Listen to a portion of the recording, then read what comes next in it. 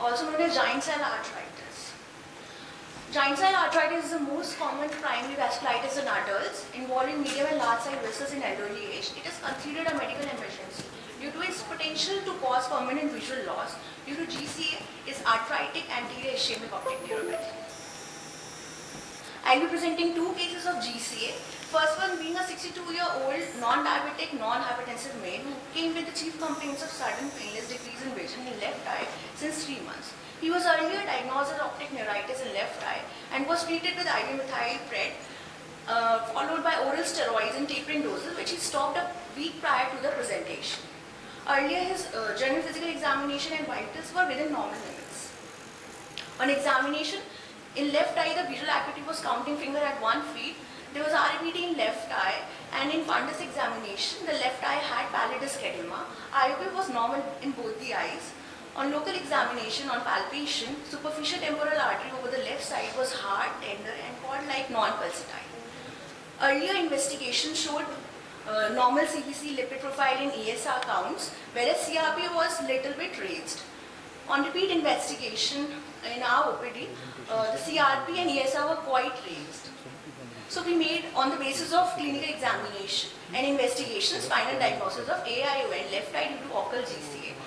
And patient biopsy was taken on the next day and was restarted on IV-methyl-pred for 5 days, followed by oral steroids 1 milligram per kg body weight in tapering doses. Superficial temporal artery was palpated to assess the patency. LA 2% was given, and with the help of caliper, 3 cm of artery was measured and dissected. And was sent for sample was sent for histopath. On histopath, it demonstrated the presence of chronic inflammatory infiltrates in the adventitial and medial layers, accompanied by arterial wall calcification. The second case is about a 58-year-old male, non-diabetic, non-hypertensive female, who came with the chief complaints of sudden painless loss of vision in right eye for last 3 weeks. Patient also gave history of pain in the jaw while eating and generalized body ache more in the neck and shoulder area 2 weeks prior to the vision loss. She visited to a local ophthalmologist and the medical record showed her vision to be PL positive and RAPT right eye. Disc edema with pallor and superficial hemorrhages were reported and no proper diagnosis was noted in her reports. General physical examination was normal and superficial temporal artery pulsation were feeble but non-tender and it was not hard. On ophthalmic examination, in right eye the vision was PL negative and in left eye it was 612 with pinhole improving to 6.6 bar. There was RAPT in right eye and right eye fundus showed pallidus edema with superficial hemorrhage. Earlier investigations had raised ESR, but CRP records were not available as she was not asked for it earlier and rest investigations were normal. On repeat investigations, the ESR and CRP both were raised. So we made a diagnosis of AION due to GCA along with the systemic symptoms. Patient was then sent for USG of superficial temporal arteritis, which showed a doubtful halo sign and patient was planned for vessel wall MRI.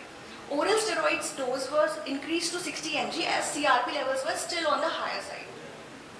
Result, case 1, based on the above mentioned history and clinical examination findings, blood investigation results, we made a diagnosis of occult GCA without any systemic association, and in second case, it was GCA with systemic symptoms. In conclusion, GCA is supposed to be rare in Indian scenario and often underdiagnosed. Early diagnosis and management is required to prevent the irreversible visual loss and in these cases in the fellow eye. It is most common primary vasculitis in adults, most commonly seen in women, and it is most feared sequelae of GCA is permanent visual loss secondary to AION. It is considered to be an ophthalmic emergency since the AION can progress rapidly and can involve the fellow eye within a matter of days. When GCA is suspected, treatment with corticosteroids is indicated on urgent basis. This is the recent classification given by American College of Rheumatology for GCA, where a score of more than or equal to 6 is needed to classify giant cell arteritis. Thank you. Nice presentation. What are the other causes of anti-ischemic optic neuropathy?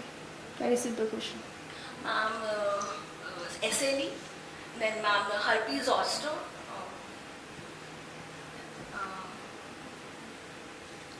Okay. Right.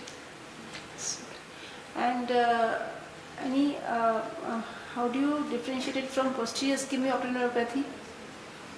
These are very basic questions I'm asking. Yes, ma'am. Ma'am, posterior involves the retrolaminal part of the optic nerve, Yeah.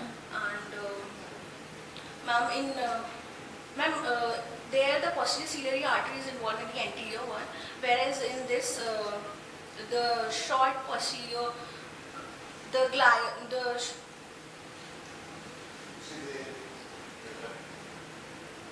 you have to know understand the blood supply of the Optic nerve. and the credit of is close to so carry.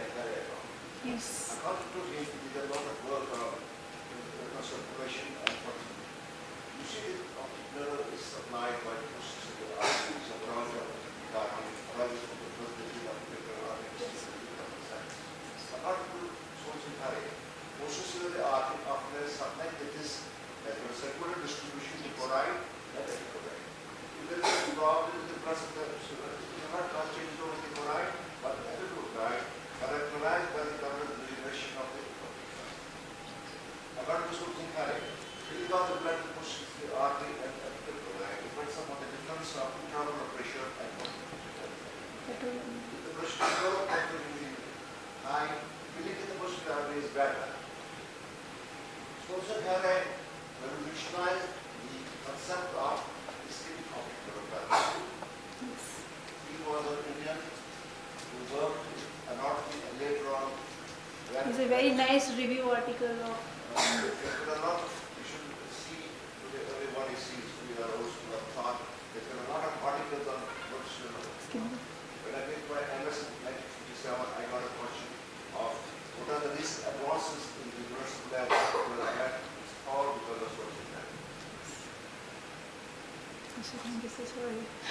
So, ischemic optic neuropathy is, as I have told you have told that it is anterior ischemic neuropathy and posterior ischemic neuropathy, and the blood supply and ocular perfusion. The role of ocular perfusion is very important in this, as sir has said, and it's very important. Okay. As a student, you know, As a things student. which you remember about the years or trying are tendon tortures, with the difference, segmental distribution of posterior ciliary artery. Posterior ciliary artery. this raised PSR, orthogonal field defects, and the renal trauma. These are some of the basic things which are in the MCQs of fellowship of advanced phase.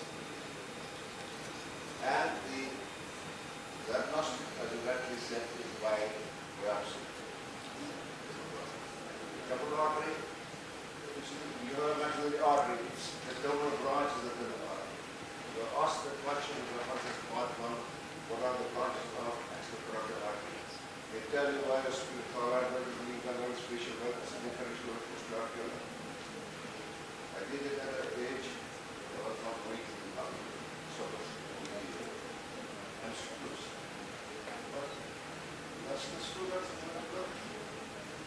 problem with our Finals-FP is, unfortunately, it's not recognized that it is outside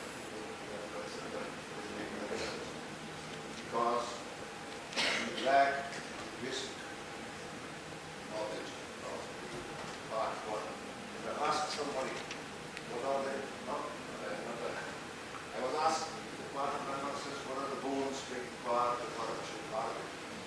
It's not a cramming. I remember that you not told me, this is the course of tell me where is the front of cross of magna, where is cross of lateral bone, what is the cause of effects. Probably, as an editor in chief of research, I am drawing a test that in DNB try to impose